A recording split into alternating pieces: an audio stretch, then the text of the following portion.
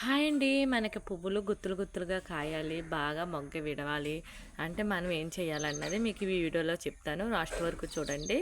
ఒక్క 2 నిమిషంలో అయితే నేను వీడియో అయితే పూర్తి చేస్తాను. మనకి పువ్వులు బాగా విడవాలంటే మనకి పువ్వులు కాస్తాయి కదండి. ఎప్పుడు కూడా పువ్వులు మొక్కకు వదిలేయకూడదు. చక్కగా పువ్వులన్నీ కోసేసుకోవాలన్నమాట. ఎప్పుడైతే మనం పువ్వులైతే కోస్తామో అప్పుడే మనకి మొగ్గ వేసి పువ్వులు కాయడానికి ఎక్కువగా అవకాశంగా ఉంటుంది.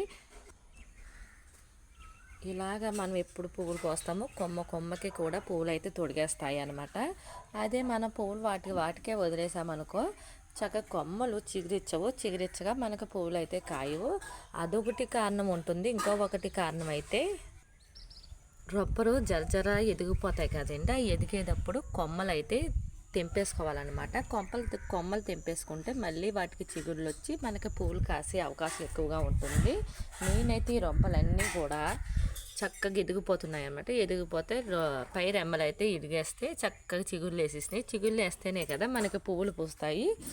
ఎప్పుడైతే చిగురేస్తుందో పువ్వైనా కాయలైనా అయితే మనకి అట్లాగే పూస్తాయి. మా చెట్టుకు చూడండి పువ్వులు గుత్తులుగా కాసేసాయి. అలాగే మనం పువ్వులు అయితే ఉంచకూడదు. ఎప్పుడు కూడా నిలవ పువ్వు చెట్టుకు ఉంచకూడదు అనమాట. నిలవ పువ్వు ఉంచటం వల్లే మనకి పువ్వులు అయితే తక్కువగా కాస్తాయి. ఇప్పుడైతే నేను ఈ పువ్వులన్నీ కోసేస్తానండి. విడిచిపోయాయి కదా, ఇంకా విడిచిపోయాక మనకు చెట్టుకి ఉంచకూడదు. పువ్వుల్ని చెట్టుకు ఉంచుకోకుండా మనం కోసేసుకోవచ్చు. కోసేసుకుంటే మళ్ళీ మొగ్గలు వేసి పువ్వులు బాగా కాస్తాయి అన్నమాట. ఈ పువ్వులన్నీ చుక్కమల్లి అయితే చిన్నప్పుడైతే తెగ పెట్టేసుకునే వాళ్ళండి. ఎక్కడ పడితే అక్కడ కాసేసేవి ఈ పువ్వులు.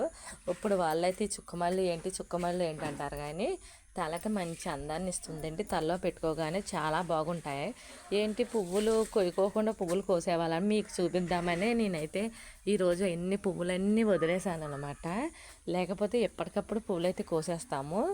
ఒక్క రొబ్బకి ఎన్ని పువ్వులైతే ఒక్క చెట్టేనండి ఎన్ని పువ్వులైతే కాసాయో చూడండి. మీరందరూ చూస్తారని నేను ఇప్పుడైతే ఈ పువ్వులన్నీ కోసేస్తే మళ్ళీ రేపొద్దునకి మళ్ళీ మొగ్గలు వేసేసి పూలు అయితే తొంచేస్తాయి, చక్కగా తొడిగేస్తాయి అన్నమాట. రెమ్మలు కూడా పెద్దగా ఎదిగిపోయినప్పుడు కూడా మనం రొబ్బలు అయితే కొట్టేసుకుంటే చక్కగా రెమ్మలుగా వేసేస్తాయి. నేను చెప్పాను కదండి, మనం ఎప్పుడైతే కొత్త మట్టి వేస్తామో ఆ మట్టి బలం చక్కగా నేను ఆల్రెడీ మొక్కలు బాగా పెరగాలంటే ఒక వీడియో తీశాను. మనం ఎప్పుడైతే కొత్త మట్టి వేసుకుంటామో ఆ మట్టి వల్లే మనకి మొక్కలు బాగా ఎదుగుతాయి. మేమైతే కొత్త మట్టి వేయగానే చక్కగా నిమ్మకాయలు కూడా స్వీట్ లెమన్ అనమాట. చిన్ని కాయలు తొడిగేస్తున్నాయి. చెట్లు కూడా నిగనిగలాడుతూ పువ్వులు పత్తి చెట్టుకి కూడా పువ్వులు పూస్తున్నాయి. అందుకే మీకు ఈ చిన్న వీడియో అయితే పెట్టాను. చక్కగా కొత్త మట్టి నేను పొలాల్లో నుంచి తెచ్చి వేసుకున్నాను. ఇదిగో మట్టి చూడండి, ఇదంతా కొత్త మట్టే. ఎప్పుడు కూడా నిలవ మట్టి వాటికి ఉండకూడదు. మనం చక్కగా నిలవ మట్టి దాని సారం తీసేస్తుంది కదా, మళ్ళీ కొత్త మట్టి వేసుకుంటే మంచి మొక్కలకి బలం వచ్చేస్తుంది. Bye friends. ఈ చిట్కాలు అయితే ఫాలో అవ్వండి. సింపుల్ చిట్కాలు, ఈ మందు కొట్టలేని మనకు డబ్బులకు వచ్చవలేని చిట్కాలు అయితే ఫాలో అవుతాయి. మనకు పువ్వులు బాగా పూస్తాయి, కాయలు బాగా పూస్తాయి.